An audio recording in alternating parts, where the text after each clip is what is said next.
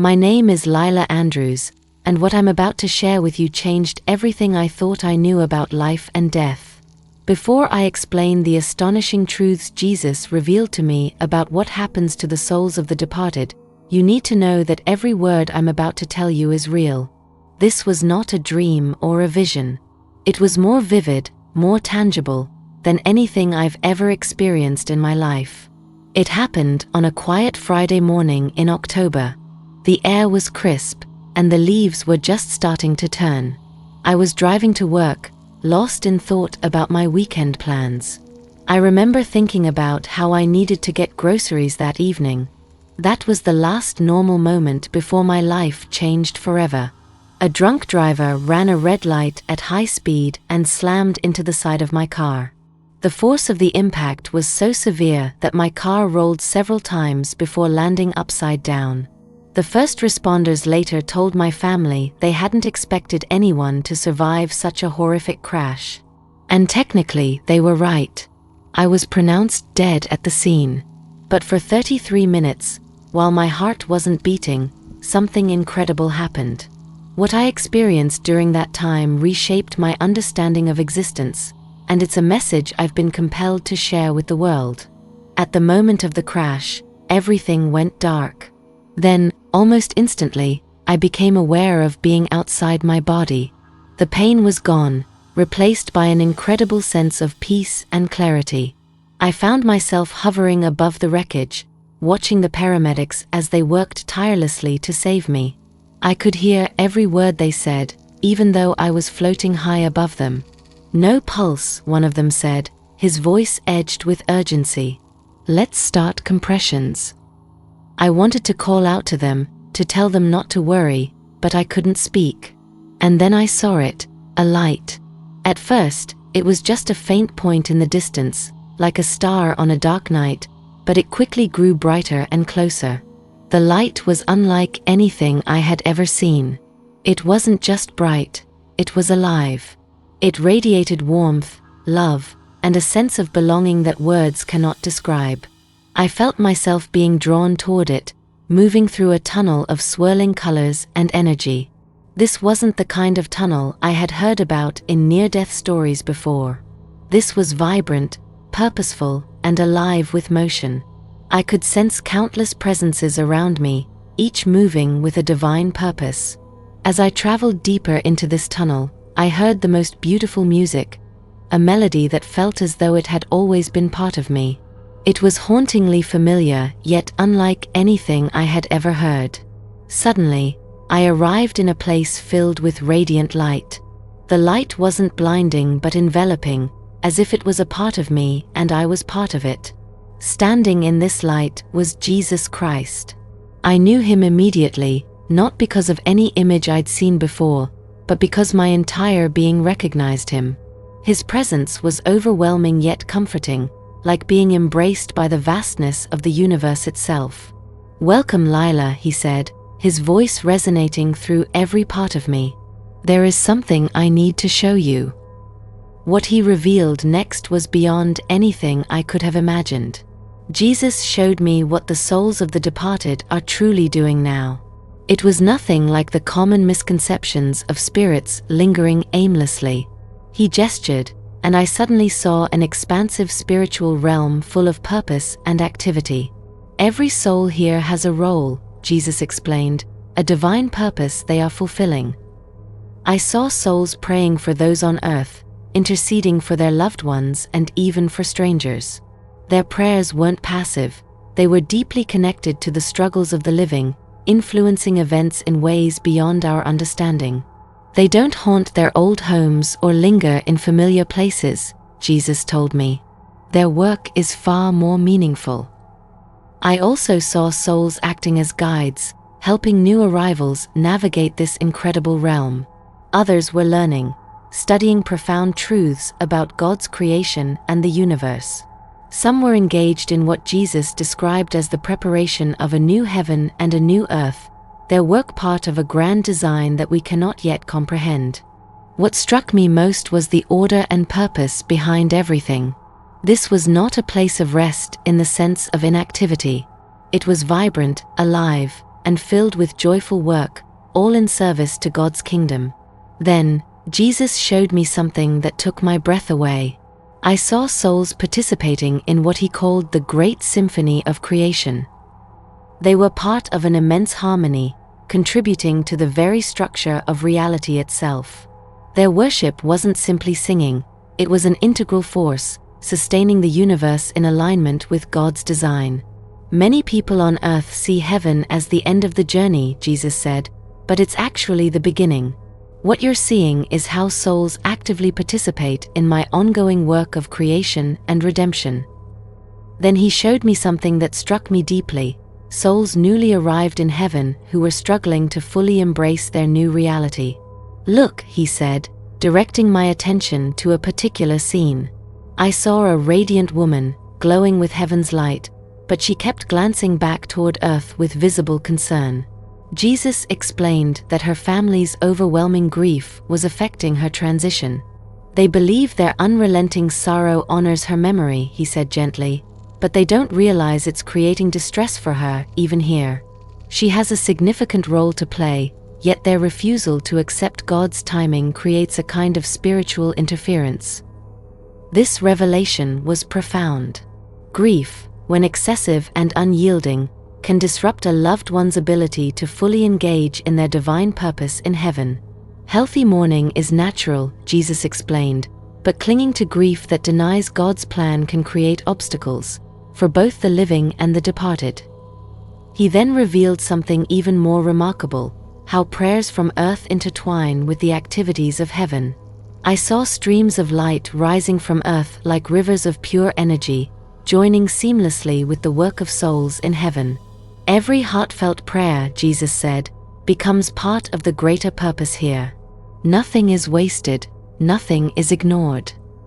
He showed me how the souls in heaven have a broader understanding of God's plan, far beyond what we can perceive.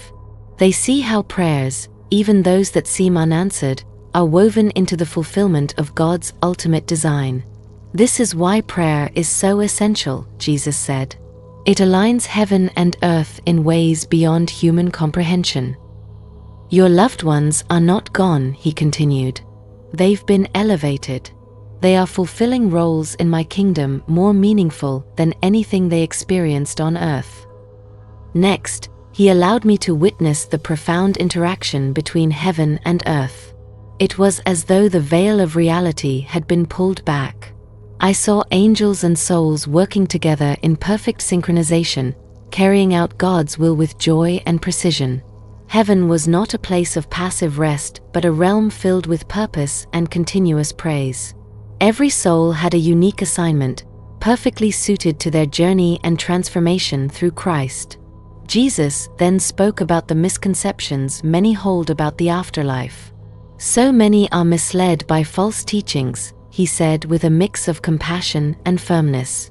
"They seek to contact the dead through forbidden means, not realizing that the souls here are engaged in my work, not waiting to be summoned. These attempts open doors to deception from dark forces." He explained that the souls in heaven communicate with the living only under his direction, always in accordance with his will and truth. "Tell them," he said, "their loved ones are not wandering aimlessly. They are here, working with me on tasks of eternal significance." Jesus also showed me that souls in heaven retain their individuality. They don't lose their identities but become their truest selves, freed from sin and limitation, perfected in Christ. He explained that while they are aware of time on earth, they experience it from an eternal perspective. People worry that their loved ones are missing important moments, he said, but they don't realize that those here experience time differently.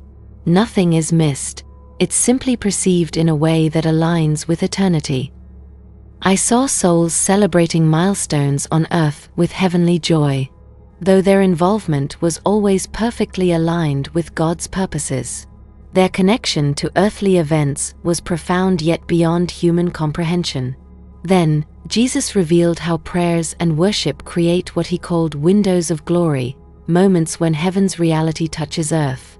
I saw how genuine acts of worship and prayer formed connections between the two realms, allowing heaven's power and presence to influence the world in extraordinary ways. "This is why collective worship is so important," he said. "When my people gather to praise me, they create opportunities for heaven's reality to manifest on earth."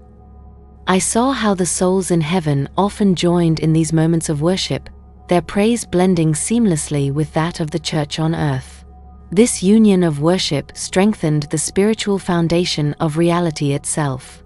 Finally, Jesus showed me what he called the Great Preparation. I witnessed countless souls engaged in work that was beyond human comprehension, tasks contributing to the creation of the new heaven and the new earth. Each assignment was perfectly suited to the individual, reflecting their earthly journey and their heavenly transformation. "Many think heaven is about receiving rewards and resting," he said. "While there is rest in me, the greatest joy here is found in being part of my ongoing work of creation and redemption." In heaven, every soul finds ultimate fulfillment in their divine purpose. There is no confusion, jealousy, or competition, only perfect joy in serving God's eternal plan. The frustration and limitations that often accompany work on earth were absent. Every task in heaven was an expression of love for God and a joyful participation in His eternal purposes. I saw how souls maintained perfect awareness of God's presence while carrying out their assignments. Unlike life on earth, where work can sometimes distract us from God, every action in heaven was infused with worship and communion. Jesus then showed me something extraordinary: how the prayers of Christians on earth create unique opportunities for heaven to touch the lives of others. I saw these prayers as radiant streams of light, flowing upward to heaven, where they were directed with precision and love toward their intended recipients. "Persistent prayer is vital," Jesus said. "It opens channels for my grace to flow freely into the lives of those who need it most." I witnessed how the souls in heaven rejoiced whenever someone on earth turned to Christ, joining together in what Jesus called the Great Celebration, a moment of overwhelming joy whenever a lost soul is saved. As our journey continued, Jesus revealed something even more profound: how the souls in heaven seamlessly balanced their individual assignments with their worship. There was no struggle to find time for either, as their work itself was an act of worship, and their worship flowed naturally into their work. "This is how I designed humanity to live," Jesus explained, "in perfect unity between purpose and praise." In heaven, there was no boredom, no weariness. The souls never grew tired of their tasks, and their joy in serving God never diminished. Their ability to fully perceive and participate in God's divine plan was constant and unbroken. Jesus also showed me how the souls supported and encouraged one another in their assignments. Even in a place without sin, they lifted one another up, celebrating each other's contributions to God's work. "This is what perfect community looks like," Jesus said. "What my church on earth strives for, the souls here experience in its fullness." I saw how relationships that had existed on earth continued in heaven, transformed and perfected by God's love. Souls who had been close in their earthly lives often worked together in heaven, their bond strengthened by divine purpose. At the same time, I witnessed remarkable collaborations between souls from completely different times and places, all united by their shared mission in God's kingdom. Jesus then revealed how every moment of earthly life, every joy, trial, and challenge, had been woven into each soul's eternal assignment. "Nothing is wasted," he said. "Every experience has eternal significance." I saw souls who had suffered greatly on earth now using their experiences to bring God's comfort to others, whether through their heavenly tasks or by interceding for those still on earth. Their suffering had been transformed into a powerful testament to God's redemptive love. As our time together neared its end, Jesus gave me a message to share with the world: tell them that their loved ones are not lost, not wandering aimlessly, and not asleep. They are alive, vibrant, and fully engaged in my kingdom work, experiencing joy beyond human understanding. Jesus emphasized that while souls in heaven are aware of earth, they see it through the lens of eternity. Their focus is not on temporary earthly matters but on the eternal outcomes of the choices made by those still living. Tell them to live with heaven in mind, he said. Every act of faith, every decision to trust me, prepares them for their eternal purpose. Before I was sent back, Jesus gave me a glimpse of the future, a moment when heaven and earth will be united as one. The glory of what I saw was indescribable, a vision of hope and perfection that filled me with awe. What you've seen is just a glimpse, Jesus said. The greatest wonders are yet to come. Then I felt myself being pulled back through the tunnel of light, and I became aware of the pain and sounds around me. I heard voices shouting, "She's back. We've got a pulse." Opening my eyes, I realized I was in an ambulance surrounded by paramedics. Later, the doctors would describe my recovery as miraculous, but I knew the real miracle was what I had experienced during those moments. Since that day, I've been transformed. My understanding of death, heaven, and eternity is now entirely different. I no longer fear death, but I know my time here isn't finished. God has left me here to share this message, to help others understand the incredible reality of heaven and the joy that awaits those who trust in Jesus. When people ask if I was afraid to die, I tell them the truth. The only thing that scares me now is the thought of people living without the knowledge of what I've seen. Heaven is not a place of rest in idleness. It's a realm of purpose, joy, and profound participation in God's work. I pray this testimony brings comfort to those who grieve and inspires those searching for their purpose. Every moment of life is preparation for eternity. Let that truth guide your choices and allow it to transform how you view both life and death. Heaven is real. Jesus is real. And the work being done there is far more magnificent than anything we can imagine. Our loved ones are not gone. They've been promoted to a higher calling in God's kingdom. If we remain faithful, we will one day join them in this glorious work. Until then, live with heaven in mind, knowing the greatest wonders are yet to come.